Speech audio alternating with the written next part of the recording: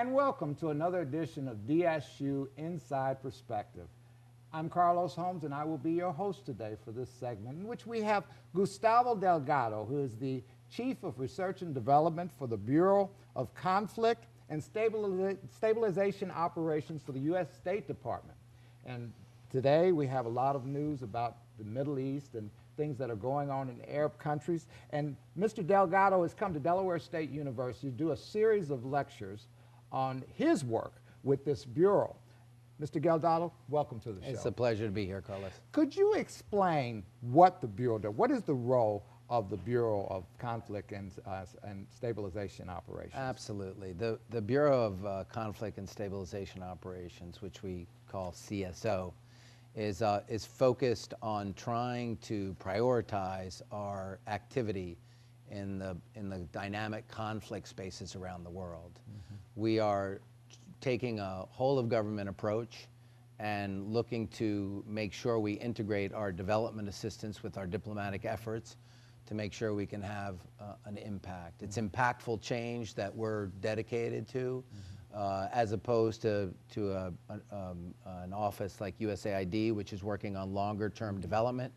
We work in the space of 0 to 18 months and do a lot of work all along the range of institutional actors, but particularly focused on civil society and community activists, trying to build networks, trying to understand the specific issues of the conflict, and then trying to prioritize the government's work in the field. Mm-hmm.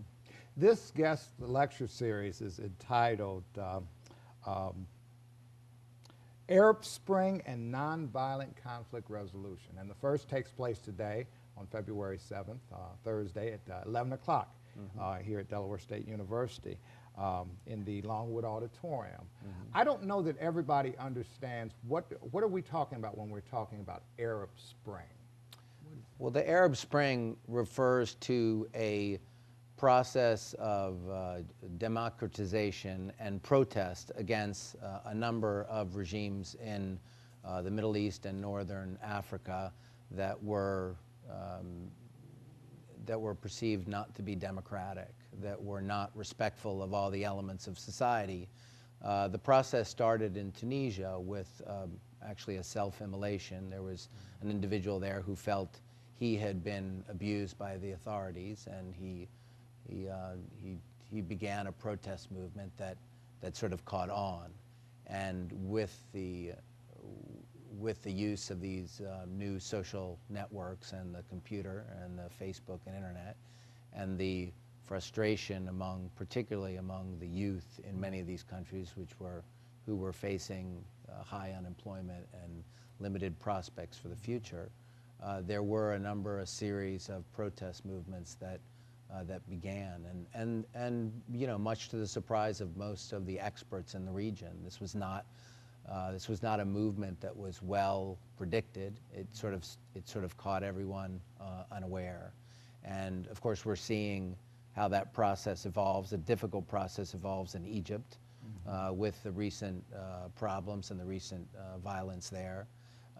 In Syria, it's taken a much more difficult path in terms of the fighting, and in other places like in Tunisia and in other parts of the Middle East, it's proceeded a little bit more smoothly. Mm-hmm. But the Arab Spring it's sort of a generic term, and it's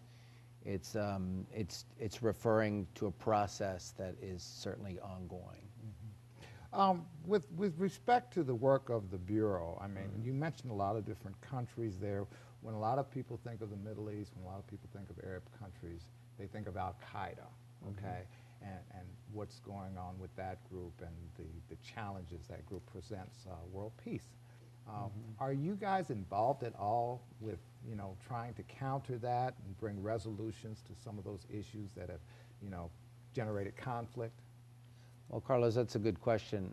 We try to prioritize very much where we work. So our office is, $56 million operating budget, which is relatively small, about 150 people. And we have prioritized very, very quickly and with intentionality. And so we're working in 4 hotspots around the world as our priority engagements in Burma, in Kenya, in Central America, and in Syria. Our process for deciding where we work has to do with where we can make an impact and where the conditions allow us to work. So if the conditions are not safe and they require too much of a security envelope, then we don't tend to work in those spaces. And where we can make an impact, where we can actually have a clear result or meet a clear objective. Well, let's talk closer to home. Okay, you mentioned Central America. What countries are you at in Central America? In Central America, we have a very interesting engagement in Honduras.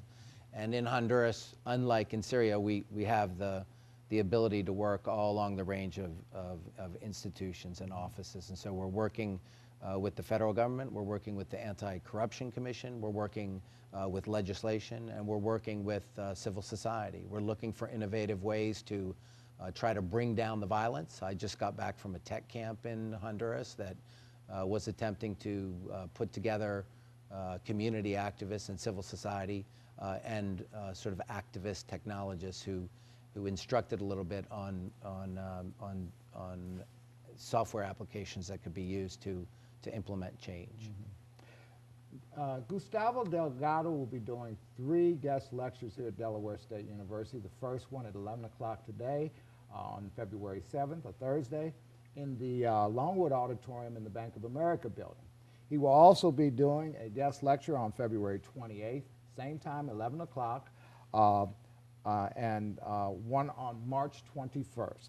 And they're going to be dealing with, you know, what the Bureau does in specific areas of the world, and the implications of recent violence against the United States, and what the prospect of nonviolent resolutions are in such contexts. We're so happy to have Mr. Delgado here today with us, and thank you very much, sir. Thank you, Carla. Okay. It's been a pleasure. Tune in again next time for another edition of DSU Inside Perspective.